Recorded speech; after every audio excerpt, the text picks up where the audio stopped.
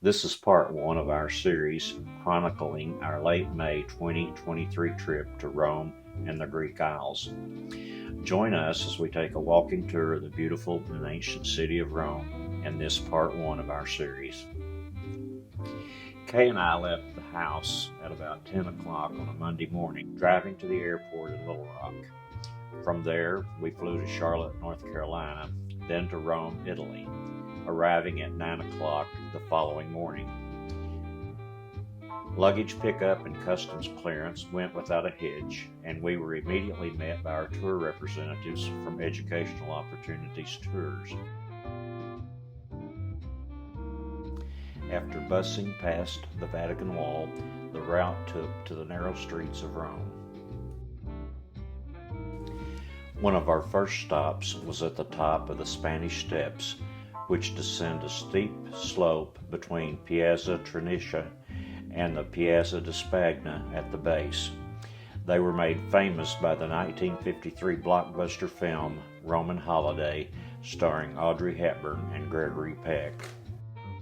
The city of Rome harbors 13 ancient obelisks, the most in the world. There are 8 ancient Egyptian and 5 ancient Roman obelisks in Rome. The obelisk Trinicia dei Montitis is a Roman obelisk created during the reign of Roman Emperor Aurelian. It is located at the top of the Spanish stairs in front of the church by the same name. After descending the Spanish steps, we encountered the Fountain of the Boat, a Baroque-style fountain found in Rome's Spanish Square. It features a boat-shaped basin with a statue of Neptune on top. It was completed between 1627 and 1629. The walking tour then took us through the crowded streets to the Trevi Fountain, one of the most famous fountains in the world. The Baroque fountain on the Piazza di Trevi Square was initially designed for Pope Clemens XII. However, it was not built until 50 years later, from 1732 to 1762. The fountain's fame is in part the result of many films, including Roman Holiday. Trajan's Column, constructed in 113 AD, is a Roman triumphal column that commemorates Roman Emperor Trajan's victory in the Dacian Wars. It is located in Trajan's Forum, north of the Roman Forum. And then it was off to the Pantheon. The Pantheon is a former Roman temple, and since 609 AD, a Catholic church. It is on the site of an earlier temple commissioned by Marcus Agrippa during the reign of Augustus. It was rebuilt by the Emperor Hadrian and probably dedicated around 126 AD. It is the only ancient Roman building that has remained practically intact through the centuries. In 608, Pope Boniface IV had the remains of many martyrs removed from the Christian catacombs and placed in the Pantheon.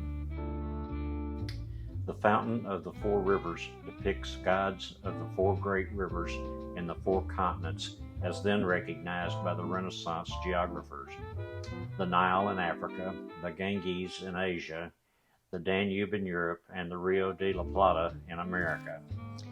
The Fountain of Four Rivers is topped by the obelisk of Domitian. It is dated to the reign of Roman Emperor Domitian. This artifact is from the Stadium of Domitian, also known as the Circus Agonicus. It was Rome's first permanent venue for competitive athletics and seated approximately 30,000 people. In Christian tradition, Agnes of Rome was martyred there. The tour continued through the streets of Rome to a great view of St. Peter's Basilica. It is the largest church in the world and the headquarters of the Roman Catholic Church. There will be more about St. Peter's Basilica in future videos.